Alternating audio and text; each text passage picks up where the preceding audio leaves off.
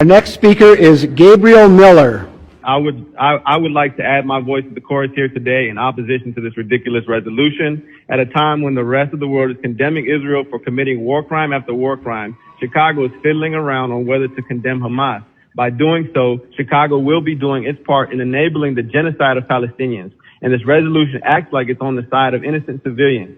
So in that case, I'd like to ask, are you considering a resolution condemning Israel for using white phosphorus against the civilian population? Are you considering condemning Israel for its planned war crime of forced removal of 1 million Palestinians from northern Gaza? Are you going to condemn them for cutting off food, water, and electricity to Gaza, another war crime called collective punishment? Did it ever cross your mind to condemn Israel when they assassinated Palestinian journalist Shireen Abu Akleh in broad daylight, or when they brutalized the people carrying her coffin peacefully, or when Israeli snipers killed innocent peaceful protesters throughout the March of Return? Did the people in office before you ever consider condemning Israel at any point since its inception, when it crammed a country full of people into a 60-mile corner of their own country, creating the largest concentration camp in history, the largest open-air prison in the world? The answer is a resounding no. You never considered it, nor did your ancestors. But unfortunately for you, times have changed. The world is increasingly aware of the crimes of Israel and increasingly aware of the framework of politicians who enable their continued apartheid by resolutions such as these.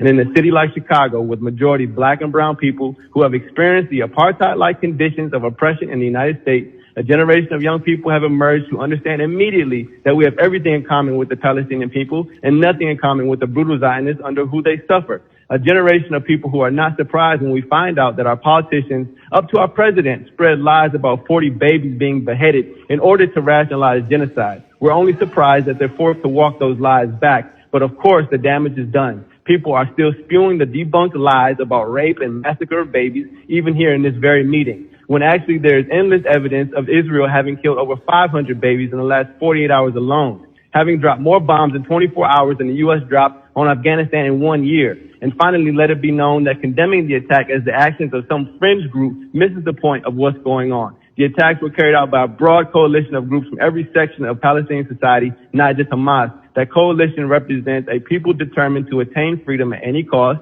and they have arrived at this point in the face of a broad coalition of right-wing Zionists and their supporters like those in the city council who would start a meeting with a prayer calling for their attempts at freedom, a second Holocaust, but are so silent you could hear a rat piss on cotton when innocent, peaceful Palestinians are annihilated day in and day out like the Native Americans of this country. If it were another time, these same people would be condemning Africans for rebelling against their slave masters during slavery, such as Nat Turner or in the Haitian Revolution. Thank you.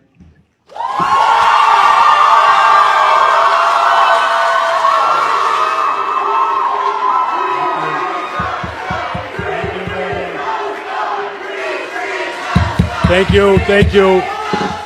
Please.